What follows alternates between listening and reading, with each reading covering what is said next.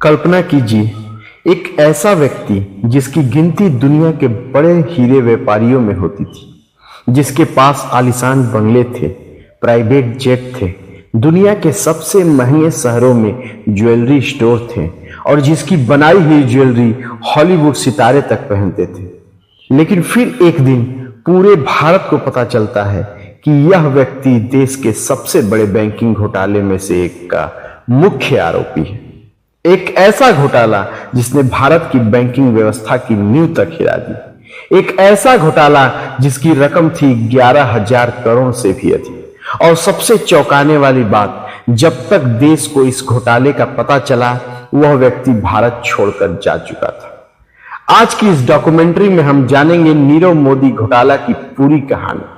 कैसे एक हीरा कारोबारी ने कथित तौर पर बैंकिंग सिस्टम की कमजोरियों का फायदा उठाया, कैसे फर्जी गारंटी और अंदरूनी मदद के जरिए हजारों करोड़ों रुपए का खेल खेला गया और आखिरकार यह पूरा घोटाला पकड़ा कैसे गया।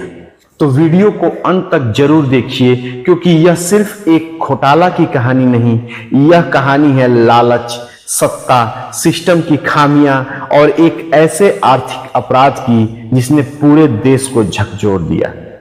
तो नमस्कार दोस्तों, मैं हूं आदित्य राय और आप देख रहे हैं एक ऐसा चैनल जहां सिर्फ कहानियां नहीं, जिंदगी बदलने वाली सोच मिलती है। अगर आप भी अपनी जिंदगी में कुछ अलग करना चाहते हैं, कुछ बड़ा बनना चाहते हैं, तो अभी इसी वक्त चैनल को सब्सक्राइब करके बेल आइकन दबा दीजिएगा, क्योंकि यहां हर वीडियो आपके सपनों को एक नई उड़ान देने के लिए बनी है। तो चलिए शुरू करते हैं आज का एक जबरदस्त वीडियो जो आपकी सोच बदल देगा। अब हम सबसे पहले बात करते हैं कि कौन था नीरव मोदी। नीरव मोदी का जन्म एक ऐसे परिवार में हुआ था जिसका संबंध हीरे के व्यापार से था। बचपन से ही वो डायमंड इंडस्ट्री के माहौल में बड़ा हुआ। समय के साथ उसने अपना खुद का बिजनेस खड़ा किया और धीरे धीरे उसकी पहचान दुनिया के बड़े ज्वेलर्स ब्रांड में होने लगी।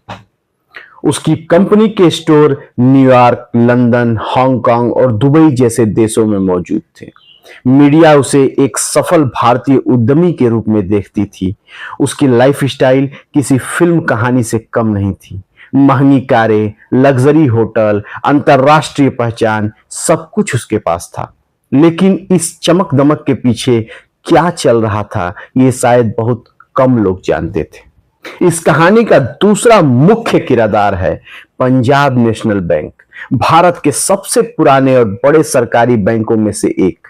लाखों लोग इस बैंक पर भरोसा करते हैं, लेकिन साल 2018 में इसी बैंक से जुड़ी एक खबर ने पूरे देश को हैरान कर दिया। बैंक ने खुलासा किया कि उसके साथ हजारों करोड़ रुपए की धोखाधड़ी हुई है। यह कोई साधारण धोखाधड़ी नहीं थी, यह कई वर्ष से चल रही एक जटिल व्यवस्था का हिस्सा थी और इसकी जड़ में था एक बैंकिंग दस्तावेज जिसे हम कहते हैं लेटर ऑफ अंडरटेकिंग, यानी LOU। अब बात करते हैं LOU होता क्या है। मान लीजिए किसी कंपनी को विदेश से कर्ज लेना है, विदेशी बैंक उस कंपनी को नहीं जानता। ऐसे में भारतीय बैंक उस कंपनी को गारंटी देता है। वो कहता है अगर यह कंपनी पैसा वापस नहीं करेगी तो हम करेंगे। इसी गारंटी को लेटर ऑफ अंडरटेकिंग कहा जाता है। सामान्य परिस्थितियों में यह एक वैध बैंकिंग प्रक्रिया है, लेकिन जांच एजेंसियों के अनुसार इसी व्यवस्था का दुरुपयोग किया गया और यहीं से शुरू हुआ भारत के सबसे बड़े बैंकिंग घोटालों में से एक। और सबसे बड़ा सवाल, यह घोटाला हुआ कैसे? जब जांच किया गया तो सामने आया कि कुछ बैंक के कर्मचारियों की कथित मदद से नीरव मोदी और उससे जुड़ी कंपनियों के लिए बार बार LOU जारी किए गए। सामान्य तौर पर किसी भी LOU की जारी करने से पहले कई स्तरों की जांच होती है, लेकिन आरोप है कि कुछ कर्मचारियों ने नियमों को दरकिनार करते हुए गारंटी जारी की। इसके लिए स्विफ्ट नामक अंतरराष्ट्रीय बैंकिंग मैसेज सिस्टम का इस्तेमाल किया गया। स्विफ्ट के जरिए विदेशी बैंकों को संदेश भेजा गया कि पंजाब नेशनल बैंक इन कंपनियों की गारंटी ले रहा है। लेकिन सबसे बड़ा खेल यही हुआ, यह ट्रांजैक्शन बैंक के मुख्य रिकॉर्ड सिस्टम में दर्ज नहीं किए गए। यानी कागजों में सब कुछ सामान्य दिखाई दे रहा था, लेकिन पर्दे के पीछे हजारों करोड़ रुपए का लेन देन चलता रहा। विदेशी बैंक इन गारंटियों पर भरोसा करके कर्ज देते रहे, पुराने कर्ज चुकाने के लिए नए कर्ज लिए जाते रहे और यह सिलसिला वर्षों तक चलता रहा। किसी को भनक तक नहीं लगी, धीरे धीरे रकम बढ़ती गई, सैकड़ों करोड़ से हजारों करोड़ और फिर 11,000 करोड़ से भी ज्यादा। अब सवाल यह उठता है कि घोटाला पकड़ा कैसे गया। तो दोस्तों, हर घोटाला की एक कमजोरी होती और यही कमजोरी इस मामले में भी सामने आई। साल 2018 में जब कुछ नई बैंक के अधिकारियों ने एक नए एलओयू की मांग देखी तो उन्होंने जारी दस्तावेज और गारंटी मांगी, लेकिन संबंधित कंपनियों को उम्मीद थी कि पहले की तरह बिना सवाल किए प्रक्रिया पूरी हो जाएगी। जब रिकॉर्ड खंगाले गए तो बैंक को पुराने एलओयू का कोई विवरण नहीं मिला। यहीं से शक शुरू हुआ, आंतरिक जांच शुरू हुई, फाइलें खोली गई, लेन देन की पड़ताल हुई और फिर धीरे धीरे पूरे घोटाले की परत खुलती चली गई। जब घोटाले का खुलासा हुआ तब लोगों को एक और चौंकाने वाली जानकारी मिली। नीरव मोदी पहले ही भारत छोड़ चुका था। रिपोर्टर्स के अनुसार वह घोटाला एक सार्वजनिक होने से पहले देश से बाहर चला गया था। यह खबर सामने आते ही देश भर में गुस्सा फैल गया। लोगों ने सवाल पूछना शुरू कर दिया, क्या किसी को इसकी जानकारी नहीं थी? क्या चेतावनी संकेत पहले से मौजूद नहीं थे? अगर जांच पहले शुरू होती तो क्या उसे रोका जा सकता था? यह सवाल आज भी चर्चा का विषय बने हुए हैं। घोटाला के सामने आने के बाद कई एजेंसियां सक्रिय हो गईं, जिसमें से प्रमुख थी central bureau of investigation CBI, enforcement directory ED.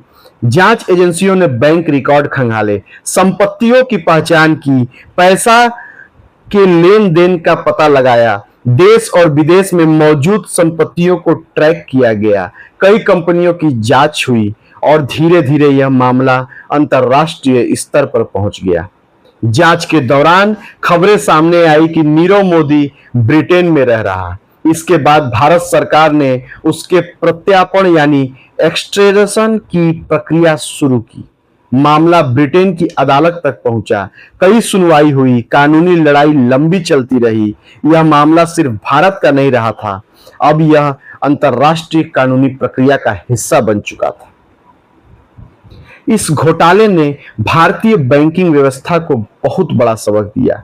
बैंकों ने अपनी निगरानी व्यवस्था मजबूत की, स्विफ्ट और बैंकिंग सिस्टम को आपस में बेहतर तरीके से जोड़ा गया, ऑडिट प्रक्रिया को सख्त बनाया गया, जोखिम प्रबंधन पर अधिक ध्यान दिया गया और ऐसे सिस्टम विकसित किए गए जिनसे किसी भी बड़े लेन देन को छुपाना मुश्किल हो जाए। नीरव मोदी घोटाला सिर्फ एक व्यक्ति की कहानी नहीं है, यह कहानी है सिस्टम की कमजोरियों की, यह कहानी है भरोसे के टूटने की, यह कहानी है उस लालच की जो हजारों करोड़ रुपए के नुकसान का कारण बना। एक समय था जब नीरव मोदी को एक सफल कारोबारी माना जाता था, लेकिन आज उसका नाम भारत के सबसे चर्चित आर्थिक घोटालों में गिना जाता है। यह मामला हमें याद दिलाता है कि बैंकिंग व्यवस्था भरोसे पर चलती है और जब उस भरोसे का दुरुपयोग होता है तो उसका नुकसान सिर्फ एक बैंक को नहीं, पूरे देश को उठाना पड़ता है। क्योंकि इतिहास गवाह है, सबसे बड़े घोटाले अचानक नहीं होते, वे वर्षों तक छोटी छोटी अनदेखियों के कारण बढ़ते रहते हैं और जब सच सामने आता है तो पूरा देश हिल जाता है। यह था नीरव मोदी घोटाले का पूरा सच। अगर वीडियो पसंद आई हो तो वीडियो को लाइक करें, कमेंट करें और अपने दोस्तों, अपने परिवारजनों के साथ शेयर करें ताकि उन्हें भी इस घोटाले के बारे में पता चल सके। तो दोस्तों, आज के वीडियो में बस इतना ही। फिर मिलेंगे एक पावरफुल वीडियो के साथ। तब तक के लिए आप सभी से विदा लेते हुए जय श्री श्याम।